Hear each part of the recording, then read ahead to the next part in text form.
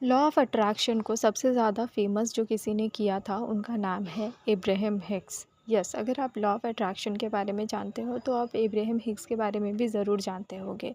उन्होंने कई सारे सेमिनार्स लिए हैं, बहुत सारे जगहों पर उन्होंने लेक्चर्स दिए हैं। एट द सेम टाइम उन्होंने कई सारे बुक्स भी लिखे हैं, जिनमें से कि सबसे पहला बुक था उनका ask and it is given, जो कि सबसे पॉपुलर बुक भी हो है लॉ ऑफ अट्रैक्शन में।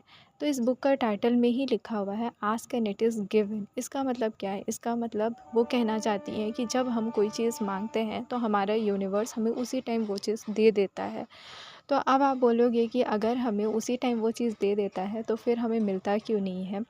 यहाँ पर वो चीज़ नहीं मिलने का सबसे बड़ा रीज़न होता है आपका रेसिस्टेंस उस पर्टिकुलर चीज़ को लेकर के। मतलब आस्क और गिवन के बीच में जो दीवार बन कर के खड़ी है वो है आपके अंदर का रेजिस्टेंस, जो आप मांग रहे हो उस चीज़ को लेकर के। इसको कुछ इस तरीके से समझते हैं जैसे कि आप एक अच्छा रिलेशनशिप चाहते हो।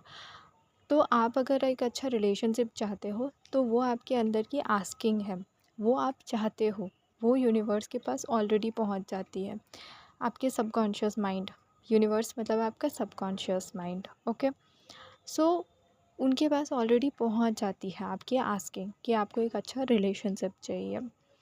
अब वो दे भी देते हैं उस टाइम पे आपको जैसा रिलेशनशिप चाहिए, बट वो नहीं मिलती है क्योंकि आपके रेजिस्टेंस थॉट्स की वजह से। अब वो क्या होता है, जैसे आपको चाहिए एक अच्छा रिलेशनशिप, तो आपके अंदर में कैसे थॉट्स होने चाहिए कि रिलेशनशिप में दो लोग बहुत खुशी से रहते हैं, रिलेशनशिप में रहना बहुत ज़्यादा इजी होता है, बहुत इंजॉयबल होता है।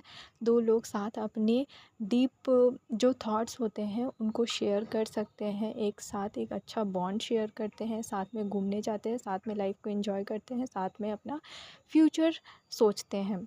ये होना चाहिए।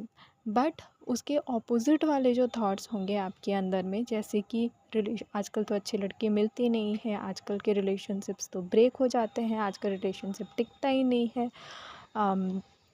कोई घोस्ट कर रहा है, कोई कमिट नहीं कर रहा है, कोई लॉयल्टी नहीं दिखा रहा है। तो ये सारे जो हैं वो हैं रेजिस्टेंस वाले थॉट। तो आपको खुद में एनालाइज़ करना है कि यहाँ पर जो सब्जेक्ट रखा था मैंने वो रखा था अच्छा रिलेशनशिप। उसके बदले में आप कोई भी चीज़ जो है वो रख सकते हो, जैसे कि गवर्नमेंट जॉब एक सब्जेक्ट है, तो उसमें अलाइंड थॉट क्या होना चाहिए कि गवर्नमेंट जॉब जो है वो से सिक्योर फील करवाता है मुझे, अच्छी सैलरी देता है, अच्छा फ्यूचर देगा मुझे, ठीक है, ये सारी चीज़ें। उसके कॉन्ट्राडिक्टरी जो थॉट होंगे कि आजकल गवर्नमेंट जॉब मिलना बहुत ज़्यादा मुश्किल है, कंपटीशन बहुत ज़्यादा बढ़ गया है, आजकल तो सीट्स ही नहीं आते हैं। तो ये सारे हो गए आपके रेजिस्टेंस वाले थॉट, ठीक है। तो इन सारे रेजिस्टेंस थॉट को जैसे ही आप क्लियर करोगे, आपका मैनिफेस्टेशन आपको मिल जाएगा। सो इतना ही सिंपल होता है।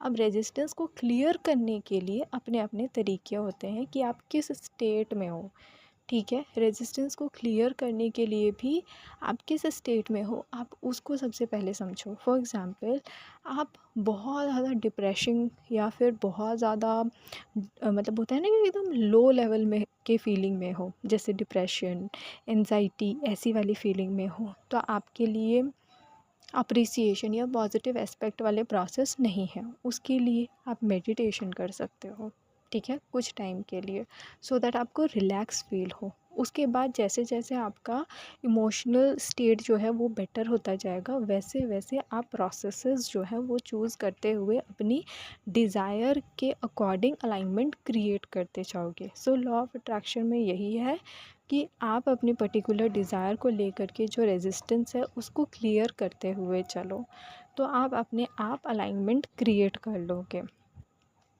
यही है कि अगर आप डायरेक्टली अलाइनमेंट क्रिएट करना चाहते हो तो फिर आप अफर्मेशन, पॉजिटिव एस्पेक्ट, ये सारी चीज़ें कर सकते हो, या फिर आप धीरे धीरे अलाइनमेंट क्रिएट कर सकते हो। Better it would be slow than fast, क्योंकि फ़ास्ट चीज़ें बहुत जल्दी फिर नीचे गिर जाती हैं और वो ज़्यादा पेनफुल होती हैं। बट जब आप धीरे धीरे अलाइनमेंट क्रिएट करते हुए चलोगे तो आप में बहुत सारे चेंजेस आएंगे, आपके इंटरनल वर्ल्ड में बहुत ज़्यादा पीस होगा। तो वो चीज़ जब मिलेगी तो आप उस चीज़ को सस्टेन कर पाओगे। अदरवाइज़ अगर जल्दी से फ्लिप मारने की कोशिश करोगे तो वो चीज़ आएगी पर सस्टेन नहीं होगी, या फिर वो चीज़ आएगी और फिर वापस चली जाएगी, मतलब ऑन ऑफ वाला सिचुएशन होगा।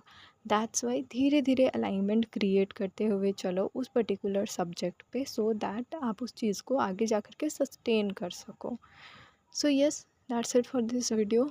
आई will see you in my next video. Till then take care and bye bye.